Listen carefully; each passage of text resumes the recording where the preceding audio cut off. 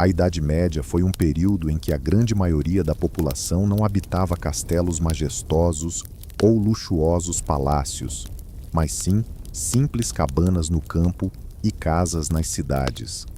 É nessas moradias humildes que o dia a dia realmente se desenrolava. Neste filme, vocês vão conhecer como eram erguidas as casas das pessoas comuns na Europa medieval, quais materiais e técnicas eram empregados, quem as construía, como variavam de uma região para outra e de que forma as necessidades cotidianas influenciavam seu design ao longo dos séculos. Embora essas casas possam parecer simples em comparação a catedrais e fortalezas, elas foram essenciais para a dinâmica social da época. A residência de um camponês não era apenas um abrigo, mas também um reflexo das relações sociais e econômicas da Idade Média. O tamanho e o modo de construção frequentemente revelavam o status e a riqueza da família que ali vivia. Eram estruturas práticas, com poucos adornos, mas que exibiam a criatividade e a habilidade de adaptação de seus construtores. Graças a esses lares, as comunidades medievais puderam sobreviver e prosperar, mesmo em um contexto desafiador. No próximo filme, vamos nos aprofundar nas técnicas de construção e na rotina diária das casas medievais, desde os primeiros postes cravados no solo até a última palha colocada no telhado, com o que, afinal, as pessoas da Idade Média erguiam suas moradias. O elemento principal era a disponibilidade de materiais na localidade. Utilizavam tudo que a natureza proporcionava, quase que atrás do celeiro.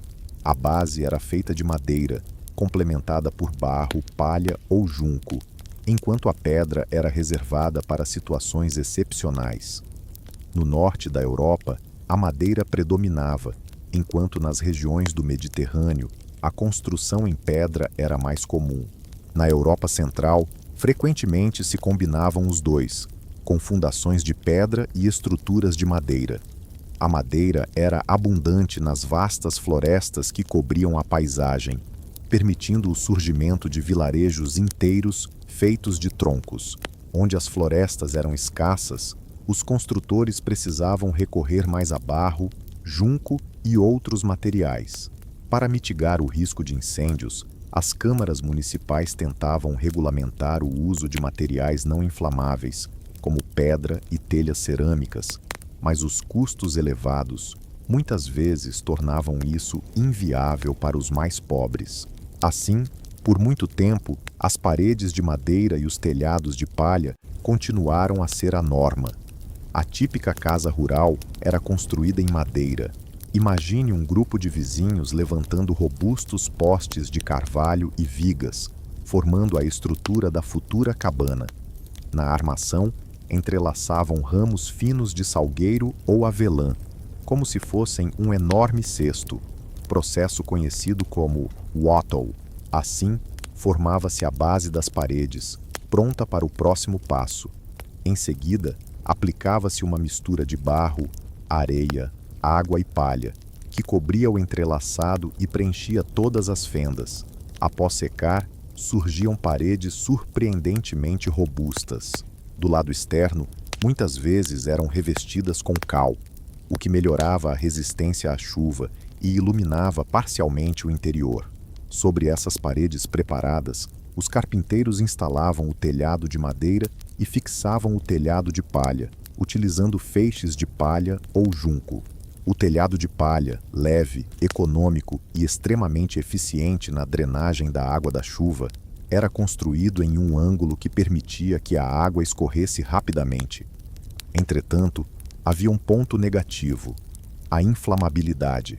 A palha seca era altamente combustível, e as aldeias medievais frequentemente sofriam com incêndios devastadores. Em várias regiões, os telhados de palha foram gradativamente substituídos por opções de madeira ou telhas, sempre que as condições e o orçamento permitissem.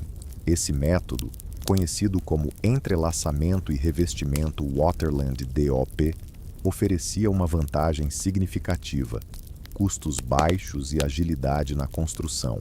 Todos os materiais necessários, como madeira, vime, argila ou palha, podiam ser facilmente encontrados nas proximidades, evitando assim a compra de tijolos ou cal dispendiosos. Mesmo uma comunidade sem experiência poderia erigir uma casa em poucas semanas, utilizando apenas ferramentas simples.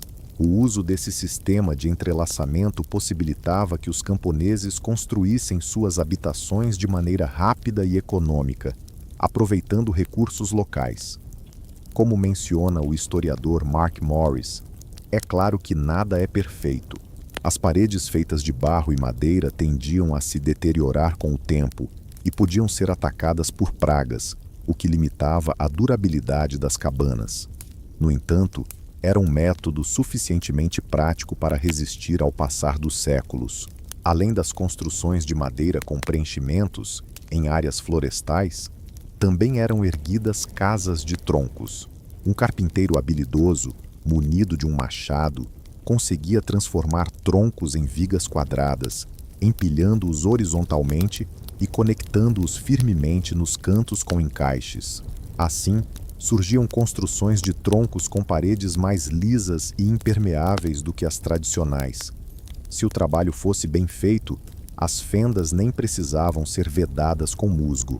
Essas casas eram especialmente populares nas montanhas, como nos Alpes, nos Cárpatos e na Escandinávia, onde a madeira era o material predominante. Nas planícies, onde a madeira era escassa, casas de barro, ou as conhecidas casas de barro compactado em forma de forma, semelhantes aos tijolos de barro cozido de hoje, eram mais comuns. Outra opção era a combinação de madeira e barro, com um entrelaçamento revestido em argila, no estilo Wattle and Do. Não se deve imaginar que as inovações da Idade Média surgiram do nada. Essas técnicas tradicionais foram passadas de geração em geração, com raízes na construção popular que existia há milênios. Ao longo da Idade Média, alguns aspectos da construção foram aprimorados. Por exemplo, os postes verticais de madeira das casas, que antes eram fixados diretamente no solo, apodreciam rapidamente. Contudo, a partir do final da Idade Média, começou-se a construir sobre fundações baixas de pedra, protegendo assim a madeira da umidade do solo e aumentando consideravelmente a durabilidade das construções. Fundamentos de pedra também eram comuns em casas de estrutura em algumas cidades. As famílias mais pobres raramente podiam arcar com casas inteiramente de pedra, já que esse material era difícil de obter e trabalhar, além de exigir mão de obra especializada. Assim, a madeira continuava sendo o principal material de construção. Os carpinteiros eram capazes de unir vigas sem o uso de pregos, que eram caros, utilizando conexões engenhosas de encaixe, fixadas com pinos de madeira. Dessa forma, toda a estrutura se mantinha coesa, graças ao machado, ao cinzel e à criatividade, resultando em construções surpreendentemente sólidas. Após erguer a estrutura de madeira, as fendas entre as vigas eram preenchidas com o mencionado revestimento de argila, ou, em algumas ocasiões, com tijolos secos ou pedras. Metade da realidade sobre as casas medievais reside na sua estrutura de madeira, enquanto a outra metade se concentra no preenchimento. Esse método é conhecido na Polônia como mur pruski. Construir uma casa na Idade Média era um trabalho extenuante, porém não demandava ferramentas sofisticadas. Os trabalhadores utilizavam apenas machados, serras, martelos, pás e enxadas. Cada componente era feito à mão. Cada buraco precisava ser escavado, e cada feixe de palha no telhado amarrado com vime. Não era uma tarefa simples. Cada etapa envolvia um esforço considerável, desde o corte das árvores até a colocação das pesadas vigas. Por isso, na hora de construir, toda a família e os vizinhos frequentemente se uniam. Juntos, somavam forças para erguer a estrutura principal. Assim como ainda acontece nas áreas rurais, onde grupos comunitários se reúnem para construir celeiros ou residências. Após essa fase, uma equipe menor de carpinteiros e assistentes cuidava dos detalhes, como o entrelaçamento, o revestimento com argila e os acabamentos finais. A sociedade medieval contava com diversos ofícios ligados à construção de casas. Muitas vezes, a obra não era realizada por um profissional qualificado. Frequentemente, as pessoas se aventuravam a construir por conta própria. A família típica de uma casa rural erguia sua moradia com o apoio da comunidade, utilizando materiais disponíveis na região. O conhecimento era passado de geração em geração, e durante a construção era comum contar com os conselhos dos vizinhos mais experientes. Contudo, também havia artesãos especializados que eram indispensáveis, especialmente em obras mais complexas. Os carpinteiros, verdadeiros mestres da madeira, projetavam e construíam a estrutura da casa, talhavam as vigas, faziam as conexões e erguem o telhado. Sua habilidade era fundamental, por exemplo, na criação do famoso arco de duas águas, conhecido como craque. O par de vigas curvas que formava o arco do telhado demandava experiência e sensibilidade ao material. Além disso, os carpinteiros fabricavam portas, janelas, molduras e pisos de madeira, sempre que o cliente pudesse arcar com o custo. Em algumas cidades, os carpinteiros se organizavam em guildas que zelavam pela qualidade do trabalho e pela formação de aprendizes. Sem um mestre de guilda, não era permitido erguer uma casa na cidade. No campo, as regras eram mais flexíveis. Ali, não havia regulamentações de guilda. Portanto, qualquer pessoa que conseguisse os materiais e o apoio necessário poderia construir sua própria casa. Já no caso das construções em pedra ou tijolo, entravam em cena os pedreiros e mestres de obras, que talhavam os blocos e erguem as paredes com argamassa. No entanto, a maioria das casas simples não contava com esses especialistas, uma vez que a pedra era cara e exigia muito trabalho. Os mais pobres não tinham condições de arcar com uma casa totalmente de pedra, que demandava uma equipe qualificada. Assim, as casas de pedra eram mais comuns entre os burgueses abastados ou em construções significativas, como paróquias e moinhos na zona rural. Os pedreiros e mestres de obras também supervisionavam a construção de fundações de pedra e a instalação de elementos pesados, como moinhos de pedra ou chaminés. Quanto aos telhadistas, embora a maioria dos camponeses soubesse como colocar palha, um palhador experiente tinha o conhecimento necessário para amarrar a palha ou a junça de forma a garantir um telhado resistente aos ventos. Nas cidades, existiam guildas de telhadistas que também eram habilidosos na colocação de telhas de madeira ou cerâmica. A qualidade do telhado era fundamental para o destino de uma casa. Com um telhado danificado, a água invadia o ambiente, levando à rápida deterioração do lar.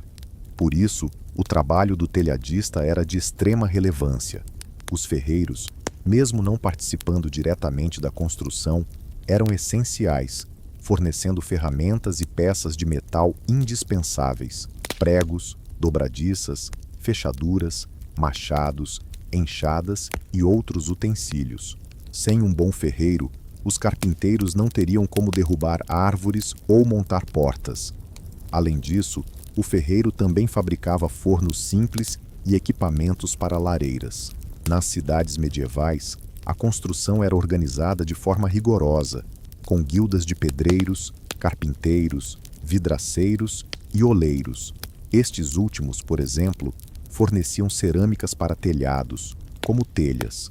Quando um morador decidia construir uma casa, geralmente contratava um mestre que reunia os artesãos necessários e supervisionava a qualidade do trabalho. Essa prática assegurava que até mesmo as residências dos cidadãos comuns seguissem um padrão estabelecido e pudessem resistir ao tempo. Muitas construções medievais, especialmente as feitas de madeira ou pedra, ainda estão presentes nas cidades europeias, testemunhando a habilidade dos artesãos da época. No campo, a maioria das pessoas não tinha condições de contratar especialistas. o que resultava em construções feitas de forma autônoma. A única exceção eram os edifícios mais elaborados, como pequenas igrejas rurais ou mansões, onde mestres eram imprescindíveis. Nas simples cabanas, o que o camponês não sabia, o vizinho ensinava, e para o que ninguém dominava, improvisava-se. Contudo, isso não significa que as casas rurais eram apenas barracos. Graças às tradições passadas e ao bom senso dos camponeses, surgiram lares que serviram seus proprietários por décadas antes de serem eventualmente substituídos pela próxima geração. A Europa na Idade Média era riquíssima em diversidade, refletida também na aparência das casas em diferentes regiões, com cada país apresentando seus próprios costumes e estilos de construção.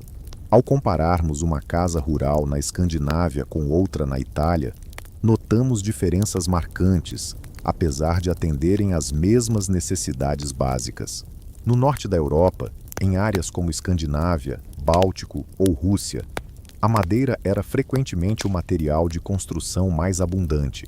Assim, predominavam as casas de troncos, feitas de grandes toras, que isolavam muito bem contra os longos invernos. As paredes de madeira maciça eram eficazes em reter o calor, e a construção robusta resistia aos ventos fortes. A escassez de pedras fazia com que este material fosse utilizado apenas para lareiras ou fundações. Em regiões densamente florestadas, a norma era construir com madeira. Já nas áreas montanhosas e rochosas, a pedra prevalecia. Essa lógica se repetia por todo o continente, da Irlanda aos Urais, incluindo as aldeias alpinas da Suíça e Áustria. Era comum encontrar casas combinadas, com o térreo em alvenaria, frequentemente abrigando estábulos, e um andar superior de madeira. A Europa Oriental e os Balcãs também apresentavam suas versões de casas populares. Nos Balcãs, ainda existem antigas construções de barro e madeira, semelhantes às medievais. Na Europa Ocidental e Central, que abrange as atuais França, Alemanha, República Tcheca e arredores, desde o início da Idade Média, a tradição da chamada Casa Longa começou a se espalhar. Essa Casa Longa alemã, que se refere às cabanas alongadas do estilo germânico, dominou a paisagem rural ao norte dos Alpes a partir do século X. Trata-se de uma construção retangular e extensiva, dividida em 3 partes. De um lado, o estábulo para os animais, e do outro, a sala de estar da família. No centro, um espaço de passagem com uma lareira aberta que aquecia o ambiente. Normalmente, a casa tinha sua entrada em um dos lados mais longos e apenas uma pequena janela, ou, muitas vezes, nenhuma. As janelas eram mais aberturas com persianas do que com vidros. Assim, sob o mesmo teto, conviviam pessoas e animais. Apesar da sujeira e do odor que os animais podiam trazer, eles ofereciam calor e eram essenciais para a subsistência da família. Curiosamente, ter animais de criação dentro de casa era visto como um sinal de prosperidade, indicando que a família possuía um rebanho valioso, além de proporcionar aquecimento nos meses mais frios. As casas longas eram comuns tanto entre os agricultores menos favorecidos quanto entre os mais ricos. A principal diferença residia no tamanho e nos acabamentos. Aqueles com mais recursos podiam desfrutar de pisos de madeira, vigas ornamentadas e paredes pintadas, enquanto a maioria se contentava com pisos de terra e paredes simples. Já no século X, algumas dessas casas começaram a incluir pequenos sótãos ou mezaninos, aproveitando melhor o espaço sob o telhado. Com o crescimento populacional e o surgimento de cidades na Europa Ocidental e Central após o século X, as moradias urbanas começaram a se transformar. A escassez de espaço levou à construção vertical. Por volta do ano 1100, apareceram as casas de andar, precursoras dos modernos prédios de apartamentos. Enquanto as casas rurais se expandiam lateralmente, nas cidades, as construções eram estreitas e se erguiam em vários andares. As residências urbanas eram frequentemente agrupadas em lotes compridos e estreitos, o que resultava em muitos cômodos sem janelas e, portanto, sem luz natural. O térreo das casas nas cidades era, normalmente, de alvenaria ou pedra, visando resistência e proteção contra incêndios, enquanto os andares superiores podiam ser de madeira. Entre os séculos X e XI, as classes mais abastadas já construíam residências inteiramente de pedra ou tijolo, com 2 ou 3 andares, abóbadas no térreo e frontões ornamentados. Os cidadãos mais pobres, por sua vez, costumavam viver em casas térreas de madeira, em ruas laterais ou subúrbios. No sul da Europa, especialmente na região do Mar Mediterrâneo, como Itália, sul da França e Espanha, as condições eram diferentes. Com menos florestas, mas com abundância de pedra e argila, as casas de pedra ou tijolo seco se tornaram padrão. A argila era misturada com palha para reforço. Até hoje, encontramos pequenas casas de pedra branca com telhados planos, um legado da Idade Média. Na Itália e arredores, as construções nas cidades e no campo eram predominantemente de pedra e tijolo, enquanto a madeira era utilizada principalmente para telhados e forros. Já no século XIV, na Itália, começaram a surgir casas de pedra de vários andares, inspiradas nas antigas habitações romanas. No sul da França, eram comuns as propriedades de pedra de 2 andares, remetendo às vilas romanas. As condições climáticas secas permitiam telhados com menor inclinação, enquanto em outras regiões, os telhados eram quase planos, com terraços que, em áreas chuvosas do norte, seriam abertos. Em regiões quentes, a espessura das paredes e as pequenas janelas eram pensadas para manter a frescura interna. Assim, cada região adaptava seu estilo de construção ao ambiente em que estava inserida.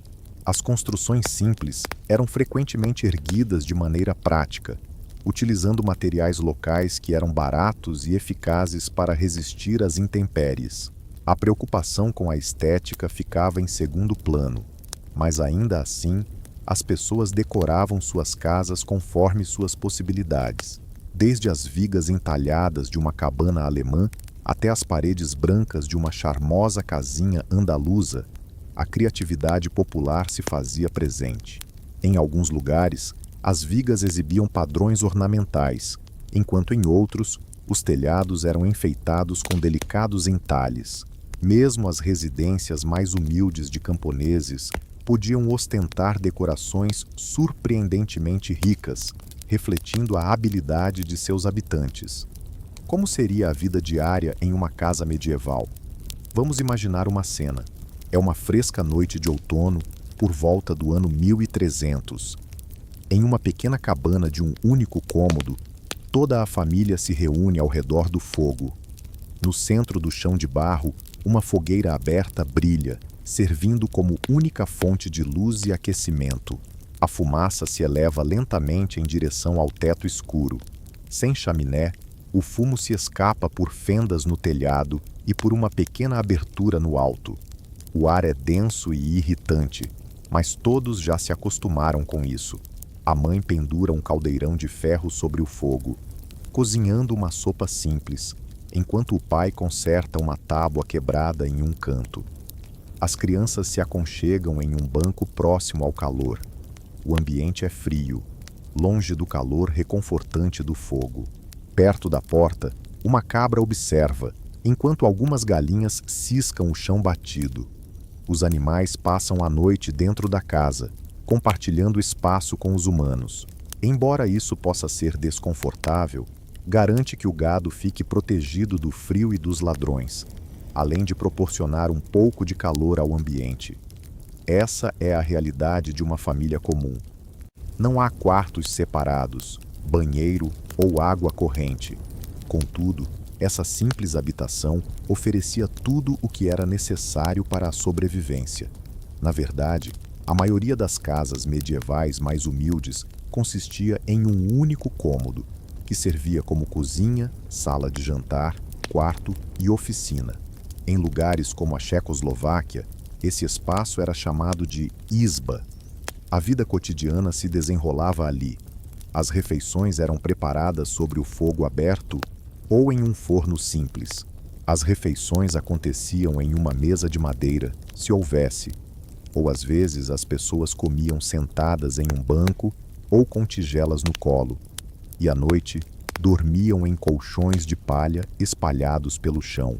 Os móveis eram bastante modestos, algumas bancadas, um baú para guardar roupas ou objetos preciosos, e talvez uma cama de madeira para os pais, enquanto as crianças frequentemente se acomodavam no banco ou no chão.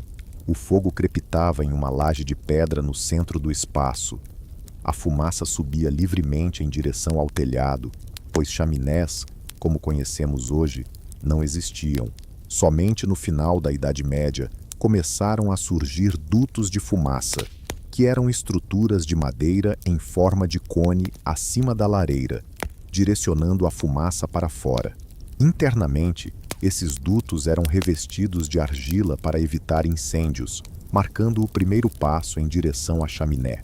Contudo, na maioria das cabanas do século XIV, o forno ou lareira ainda não estavam conectados a uma chaminé, fazendo com que a fumaça escapasse por fendas ou até mesmo pelas janelas. Por isso, era raro dormir diretamente onde havia fogo, salvo em casos de necessidade. Geralmente, aqueciam a sala à noite, cozinhavam o jantar e apagavam o fogo antes de dormir. As pessoas se acomodavam no sótão ou em um quarto ao lado, onde, embora frio, o ar era mais puro. Somente no inverno as camas eram estendidas perto da fogueira. E quanto à higiene? Água corrente, claro, não era uma realidade. A água era carregada em baldes vindos do poço ou do riacho. As pessoas tomavam banho em banheiras ou troughs, mas isso não acontecia todos os dias.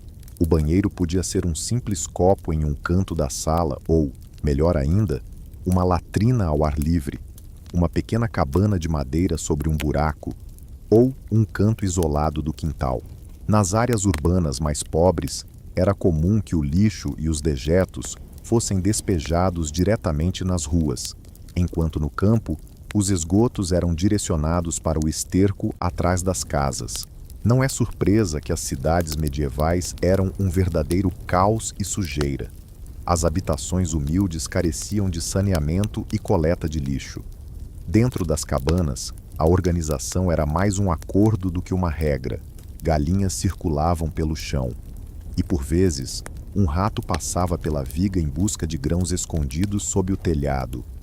Os telhados de palha frequentemente abrigavam pássaros, insetos e roedores, que conseguiam entrar com facilidade. Ao amanhecer, o canto dos pássaros ao redor despertava os moradores. Esse estilo de vida pode parecer hoje extremamente árduo e insalubre, mas para aqueles que viviam naquela época, era a norma. Apesar das dificuldades, as pessoas encontravam maneiras de tornar seus lares acolhedores. O chão era frequentemente coberto por palha ou junco, que eram trocados regularmente para absorver sujeira e umidade. Daí talvez tenha surgido o costume de usar tapetes e passadeiras. As paredes poderiam ser revestidas com argila clara, trazendo luz ao interior. As janelas, se existissem, eram minúsculas, na maioria das vezes apenas aberturas cobertas com venezianas. O vidro era privilégio dos cidadãos mais ricos ou da nobreza.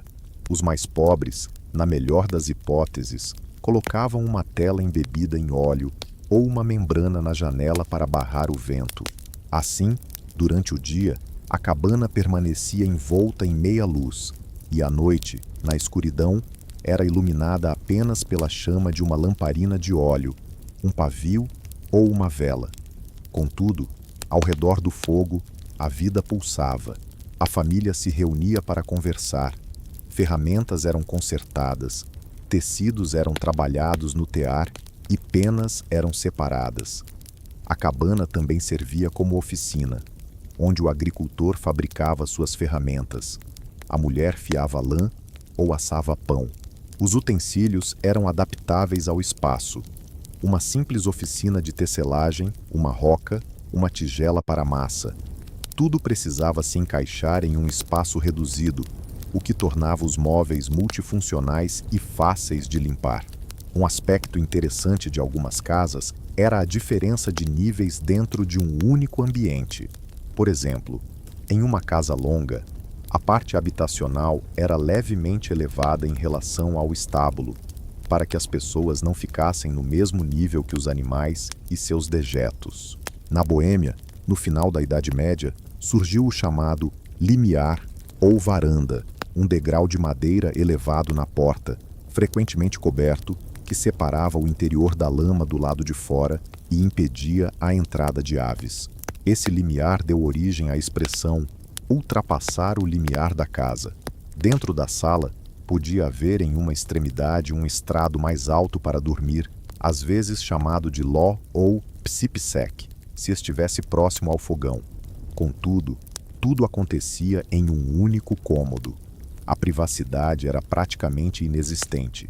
Cada membro da família via e ouvia tudo o que ocorria na casa.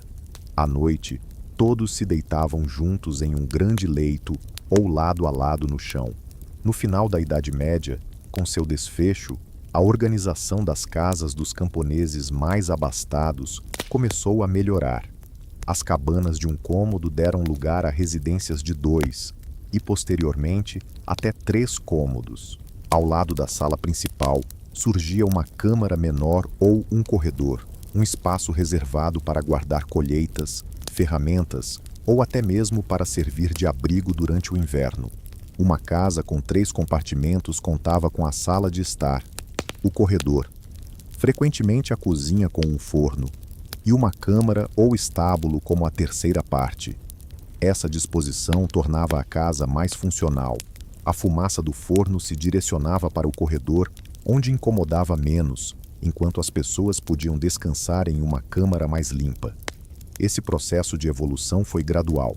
Mesmo no século X, as habitações de um único cômodo ainda eram comuns, mas ao longo do século, casas com múltiplos cômodos começaram a se espalhar em diversas regiões. É verdade que a miséria urbana ainda levava muitos a viver em alojamentos de um cômodo, mas nas áreas rurais, o conforto estava lentamente se expandindo. Não podemos esquecer também da aparência externa dessas residências no cotidiano. As cabanas rurais frequentemente formavam pátios fechados, que incluíam a casa, um estábulo, um celeiro e cercas ao redor. Esses pátios eram repletos de animais, ferramentas e até esterco, mas isso fazia parte da vida. Já nas cidades medievais, as ruas eram delimitadas pelas fachadas das casas estreitas, dispostas em fileiras. Muitas dessas moradias urbanas abrigavam no térreo uma loja ou oficina, onde a família trabalhava e vendia seus produtos. Assim, os burgueses passavam muito tempo na frente de casa, nas praças, enquanto os camponeses se dedicavam mais ao campo e aos pátios.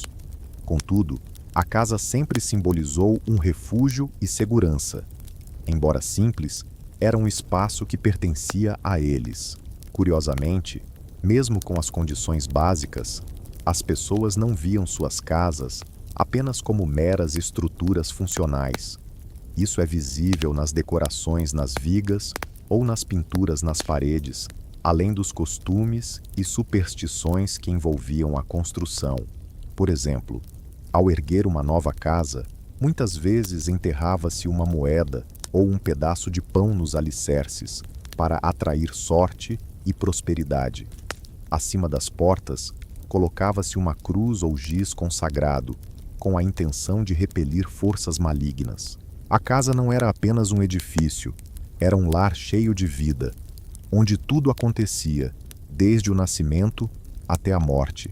A Idade Média se estendeu por cerca de 1000 anos, e ao longo desse período, a maneira de construir casas passou por grandes transformações. No início da Alta Idade Média, entre os séculos V e X, os construtores europeus seguiam, de um lado, as tradições tardio-antigas nas cidades, e de outro, as simples cabanas bárbaras nas áreas rurais. Logo após a queda do Império Romano, muitas pessoas habitavam abrigos muito rudimentares. No século VI, na Europa Central e Oriental, arqueólogos frequentemente descobrem cabanas semi-subterrâneas, pequenas moradias parcialmente enterradas no solo, com estruturas de madeira cobertas de argila. Esses abrigos, semi-subterrâneos, proporcionavam abrigo rápido com o uso mínimo de materiais, consistindo em buracos de 1 a 2 metros de profundidade, revestidos de madeira e cobertos com telhados de palha e gramíneas. Eram utilizados tanto por eslavos na Alta Idade Média, quanto por colonos em regiões mineradoras. Por exemplo, nos Montes Rudawi, no século XI, foi encontrada uma aldeia inteira composta por cabanas semi-subterrâneas, quadradas de 3 por 3 ou 4 por 4 metros, com um local para fogo no centro e entrada voltada para o sudeste. Essas eram mais bem consideradas casas temporárias. Assim que as comunidades se estabeleciam e acumulavam mais recursos, construíam residências acima do solo. A partir do século X, com o avanço do feudalismo e a estabilização das condições de vida, iniciou-se o desenvolvimento das casas longas nas aldeias e das casas de pedra nas cidades. O alto medieval, entre os séculos X e XIV, trouxe um aumento na especialização. As casas no campo tornaram-se maiores, divididas em mais cômodos e construídas com mais durabilidade. Pedras nas fundações e conexões de carpintaria, aprimoradas, marcaram uma nova era. As inovações técnicas tiveram um impacto significativo, como o surgimento das serras hidráulicas e movidas à força, conhecidas desde o século X, que tornaram o corte de tábuas muito mais fácil. Isso resultou em pisos de madeira e telhados de ardósia se tornando mais comuns, especialmente entre os que podiam arcar com esses luxos. Graças a forjas mais eficientes, os ferreiros conseguiram produzir pregos a um custo menor, o que facilitou a união de estruturas e a montagem de revestimentos. Entre os séculos XIV e X, começaram a surgir transformações que nos levariam à modernidade. Uma dessas inovações foi a introdução de chaminés nas residências. Inicialmente, as casas da burguesia e da nobreza passaram a contar com chaminés de alvenaria que direcionavam a fumaça das lareiras para cima do telhado. As cabanas camponesas adotaram essas chaminés mais tarde, em alguns casos, somente no século XV.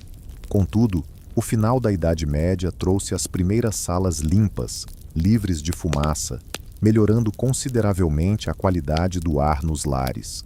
As chaminés possibilitaram o aquecimento de diversos cômodos, como fornos nas cozinhas, e permitiram a construção de casas de vários andares, sem o risco de fumaça nos pavimentos superiores. Outro avanço notável do final da Idade Média foi a ampla utilização de tijolos queimados em várias regiões. Embora o uso do tijolo datasse da antiguidade, sua produção se expandiu novamente por volta do século XIV, especialmente na Flandres, no norte da Alemanha e nas terras tchecas. As casas de estrutura de madeira dessa época frequentemente combinavam madeira com preenchimento de tijolos em vez de barro. Na Inglaterra e na França, camponeses abastados começaram a instalar janelas de vidro com pequenos painéis no século X. O vidro ainda era um artigo de luxo, mas começou a aparecer em quantidades modestas, fora das igrejas. Esses eram indícios do Renascimento que se aproximava, trazendo consigo novos estilos e técnicas, como ornamentos nas fachadas, janelas salientes e muito mais. Uma tendência marcante do final da Idade Média foi a ampliação e diversificação das casas rurais. As habitações de 3 partes na Europa Central refletiam as crescentes demandas de conforto, com cozinhas separadas, salas de estar e quartos de armazenamento, em contraste com as antigas construções de planta aberta. No entanto, a maioria da população rural ainda vivia de forma compacta e simples. Somente a era moderna, entre os séculos XV e X, trouxe, por exemplo, a popularização das janelas de vidro, quartos separados para as famílias e até os primeiros fogões de cerâmica nas áreas rurais. As moradias urbanas também passaram por transformações durante a transição da Idade Média. Em cidades prósperas, surgiram edificações de pedra com vários andares, abrigando oficinas e lojas no térreo. Foi também nesse período que as primeiras pousadas e estalagens começaram a aparecer, oferecendo mais acomodações. No que diz respeito à construção, estruturas de armação mais leves e janelas amplas começaram a ser utilizadas desde a época gótica, especialmente no final do período gótico e durante o Renascimento. Mas isso já ultrapassa nossa narrativa. É fascinante notar que muitos princípios da construção medieval perduraram por séculos. Até hoje, algumas casas de madeira do final da Idade Média permanecem em pé em diversas cidades europeias, encantando a todos como verdadeiros monumentos pitorescos. Muitas das habitações medievais originais resistiram ao tempo, e ainda podemos encontrar belas casas de madeira com mais de 500 anos em cidades da Alemanha, França e Reino Unido, testemunhando a qualidade do artesanato daquela época. A arquitetura vernacular e popular da Idade Média deixou marcas indeléveis nos centros históricos das cidades e em museus a céu aberto. Exploramos como as habitações eram erguidas na Europa medieval, desde simples cabanas de barro e madeira no campo até estreitas casas urbanas, encaixadas nas ruas antigas. Esses edifícios surgiram da improvisação, de tradições consolidadas, das condições do ambiente e dos hábitos sociais. Conhecer como a população vivia nesse período é extremamente valioso, pois nos conecta ao cotidiano da maioria das pessoas, que muitas vezes é apenas citado de maneira superficial nas crônicas da época. Graças a estudos sobre construções preservadas e descobertas arqueológicas, conseguimos vislumbrar como nossos antepassados utilizaram de forma engenhosa os recursos ao seu redor para edificar seus lares. Essas moradias eram modestas, mas práticas, oferecendo abrigo, aconchego e espaço para trabalho e descanso. Embora hoje as casas medievais possam parecer rudimentares, elas refletem princípios que estão novamente em alta: o uso de materiais locais, a adaptação ao clima e a economia de espaço.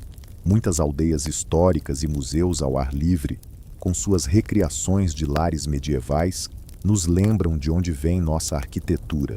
Edifícios preservados, ou até mesmo suas ruínas, se tornam fontes ricas de conhecimento para arqueólogos e historiadores em busca de reviver o passado. Cada viga, pedra ou fragmento de uma casa medieval narra a história da habilidade e da resiliência humanas. Portanto, da próxima vez que admirarem uma velha casa de madeira com vigas tortuosas em uma cidade antiga, ou uma réplica de uma cabana rural em um museu ao ar livre, reflitam sobre os desafios que as pessoas da Idade Média enfrentaram para construir e manter um lar. Foi um esforço árduo, mas repleto de criatividade. Hoje, já não habitamos mais cabanas de barro com telhados de palha, mas compreender esses edifícios nos permite valorizar o progresso e as habilidades das gerações que nos precederam. As casas medievais são uma ligação entre nós e nossos antepassados, um abrigo simples, mas robusto, que protegeu incontáveis histórias de vidas comuns ao longo dos séculos.